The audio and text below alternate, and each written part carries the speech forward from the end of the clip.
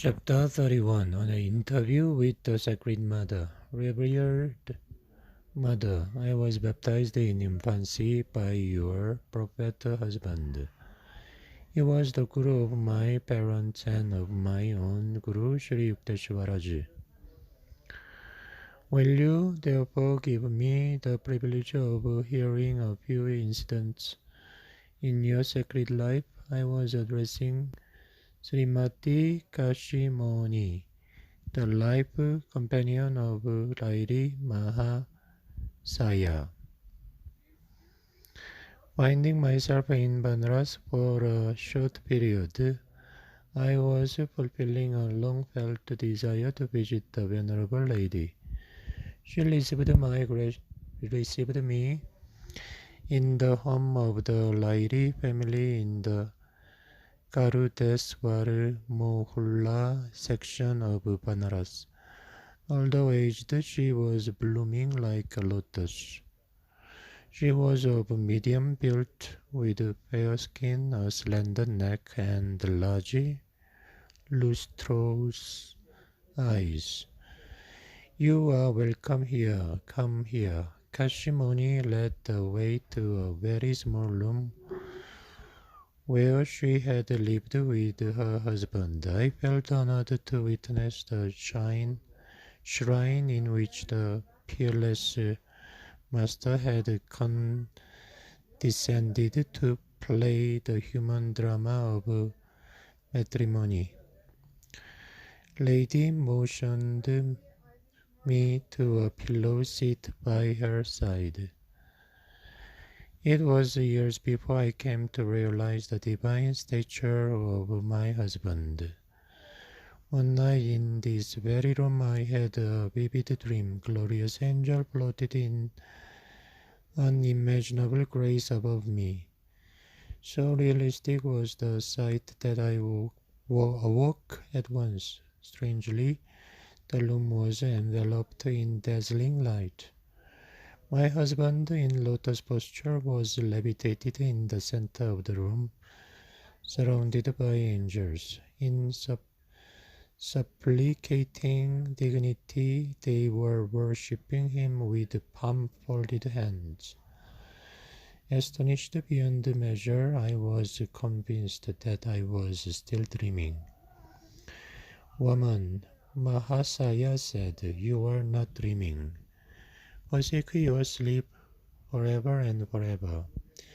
As he slowly descended to the floor, I prostrated myself at his feet. Master, again and again I bow below you. Will you forgive me for having considered you as my husband? I die with shame to realize that I have remained asleep in ignorance by the side of one who is divinely awakened. From this night you are no longer my husband, but my Guru. Will you accept my insignificant self as your disciple?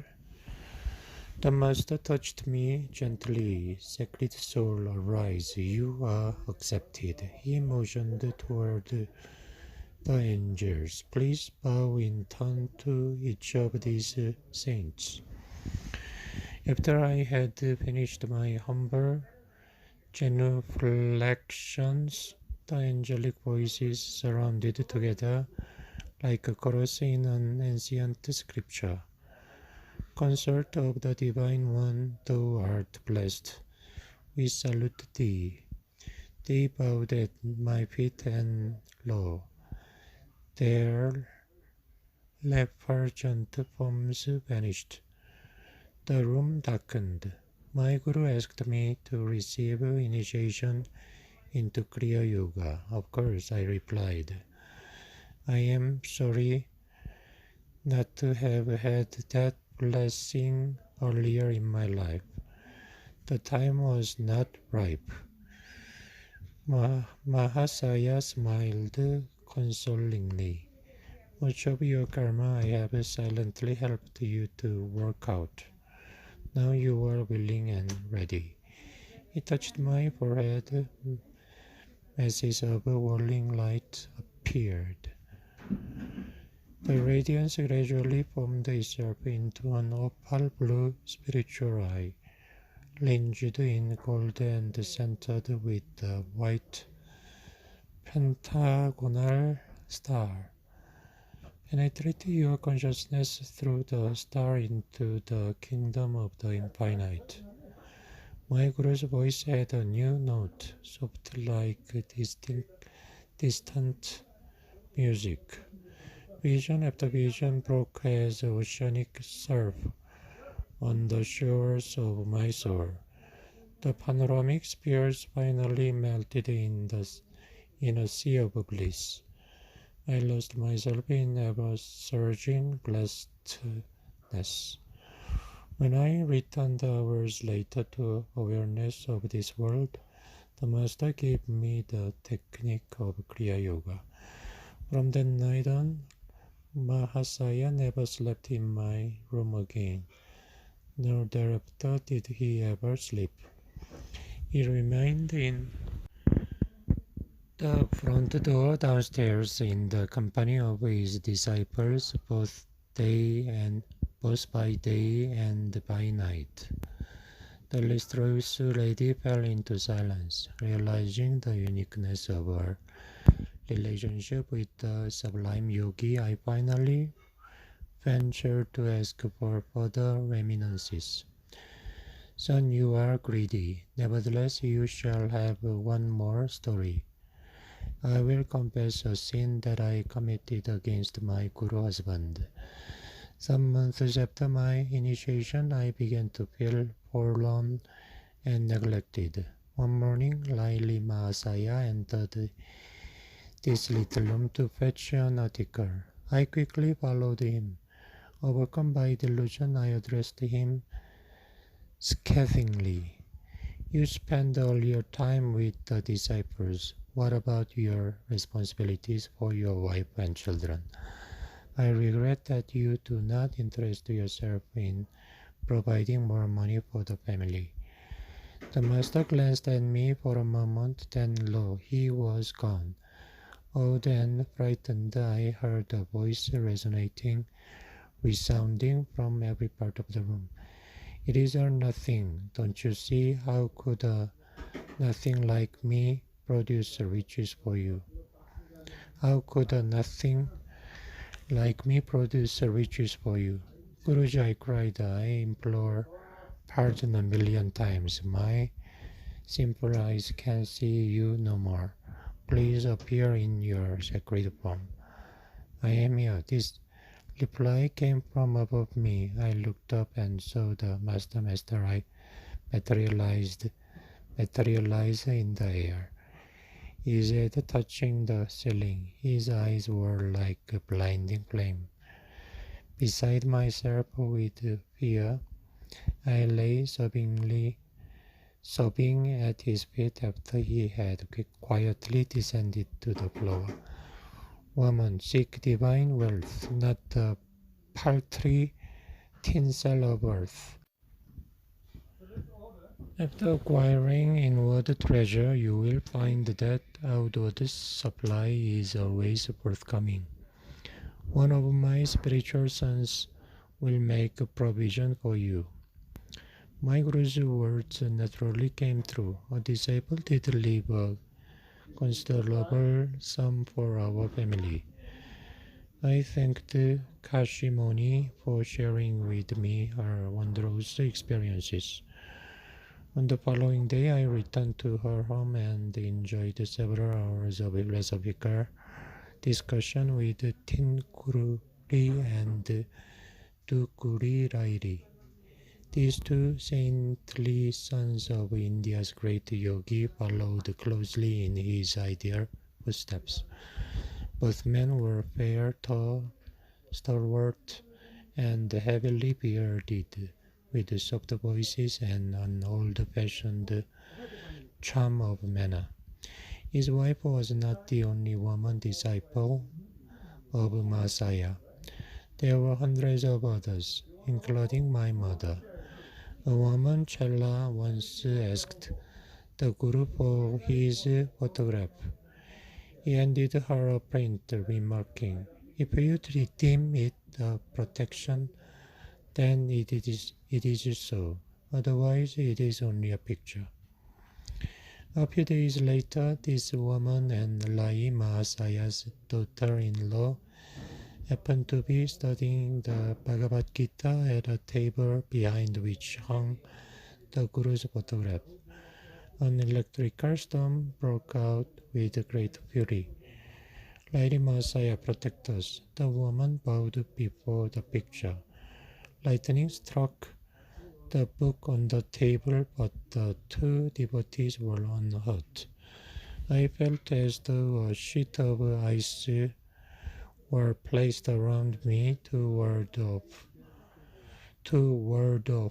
the scorching heat. The chela related. Lady Masaya performed two miracles in connection with a woman disciple, Aboya. She and her husband, a Calcutta lawyer, started one day for Varanasi to visit the Guru. Their carriage were delayed by heavy traffic. They reached the Howrah main station in Calcutta only to hear the Varanasi train whistling for departure. Aboya near the ticket office stood quietly. Lady Masaya, I beseech thee to stop the train. She silently prayed. I cannot suffer the pangs of delay in waiting another day to see thee. The wheels of the snorting train continued to move round and round, but there was no onward progress. The engineer and the passengers descended to the platform to view the phenomenon. An English railroad guard approached Aboya and her husband. Contrary to our precedent, the guard volunteered his service. "Babu, give me the money. I will buy you a ticket while you get aboard." As soon as the couple was seated and had received the ticket, the train slowly moved forward. In panic, the engineer and passengers clambered again to their places, knowing neither how the train started nor why it had stopped in the first place. Arriving at the home of Lady Masaya in Banaras, Aboya silently prostrated herself before the master and tried to touch his feet. "Compose yourself, Aboya," he remarked. "How you love to bother me, as if you could not have come here by the next train." Aboya visited La Hiri on another memorable occasion. This time she wanted his intercession, not with a train but with a stork. "I pray you to bless me that my ninth child live," she said. "8 babies have been born to me. All died soon after birth." The master smiled sympathetically. "Your coming child will live. Please follow my instructions carefully. The baby, a girl, will be born at night. See that the oil lamp is kept burning until dawn. Do not fall asleep and thus allow the light to become extinguished." Aboya's child was daughter, born at night, exactly as foreseen by the omniscient Guru. The mother instructed her nurse to keep the lamp filled with oil. Both women kept the urgent vigil far into the early morning hour, but finally fell asleep. The lamp oil was almost gone. The light flickered feebly. The bedroom door unlatched and flew open with a violent sound. Woman awake. There, astonished, I beheld the form of Lady Masaya. "Aboya, behold, the light is almost gone." He pointed to the lamp, which the nurse hastened to repair. As soon as it burned again brightly, Master vanished. The door closed, and The latch was fixed without visible agency. Aboya's ninth child survived. In 1935, when I made inquiry, she was still living. One of the Mahasaya's disciples, the Venerable Kali Kumaruroi, related to me many fascinating details of his life with the Master. I was often a guest at his Banaras home for a week at a time, Loy told me. I observed that many saintly figures, Dandi Swamis, arrived in the quiet of night to sit at the Guru's feet. Sometimes they would engage in discussion of meditational and philosophical points. At dawn, the exalted guest would depart. I found during my visit that Masaya did not once lie down to sleep. Airi Masaya had a famous friend, Trailanga Swami, who was reputed to be over 300 years old. The two yogis often sat together in meditation. Trailanga's renown is so widespread that few Hindus would then deny the possibility of the truth in any story of his astounding miracles. If Christ returned to earth and walked the streets of New York displaying his divine powers, it would cause the same awe among the people that Trailanga created decades ago as he passed through the crowded lanes of Banaras. He was one of the Siddha who have cemented India against the erosions of time. On many occasions, the Swami was seen to drink with no ill effect the most deadly poisons. Thousands of people, including a few who are still living, have seen Trailanga floating on the Ganges. For days together, he would sit on top of the water or remain hidden for very long periods under the waves. A common sight at Manikarnika Ghat was the Swami's motionless body on the blistering stone slabs, all exposed to the merciless Indian sun. By these feats, Trailanga sought to teach men that human life need not depend on oxygen or uncertain conditions and precautions. Whether the great master was above water or under it, and whether or not his body challenged the fierce solar rays, he proved that he lived by divine consciousness. Death could not touch him. The yogi was great not only spiritually but physically. His weight exceeded 300 pounds, a pound for each year of his life. As he ate very seldom, the mystery is increased. A master, however, easily ignores all usual rules of health when he desires to do so for some special reason, often a subtle one known only to himself. Great saints who have awakened from the cosmic Maic dream and have realized the world as an idea in the divine mind can do as they wish with the body, knowing it to be only a manipulatable form of condensed or frozen energy. Those physical scientists now understand that matter is nothing but congealed energy. Illuminated matters have passed victoriously from theory to practice in the field of matter control.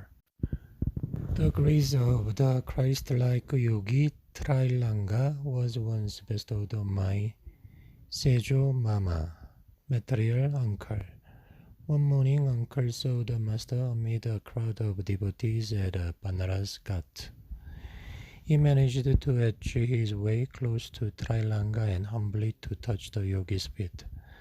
Uncle was astonished to find himself instantly freed from a painful chronic disease. The only known living disciple of the great yogi is a woman, Shankari Mai Jiu, daughter of one of Trailanga's disciples. She received the Swami's training from her early childhood. She lived for 40 years in a series of lonely Himalayan caves near Badrinath, Kedarnath, Amarnath, and Pasupatinath. The Brahmacharini, born in 1826, is now well over the century mark.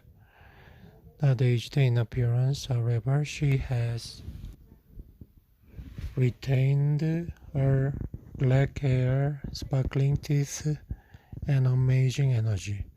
She comes out of her seclusion every few years to attend the periodical melas of religious fairs.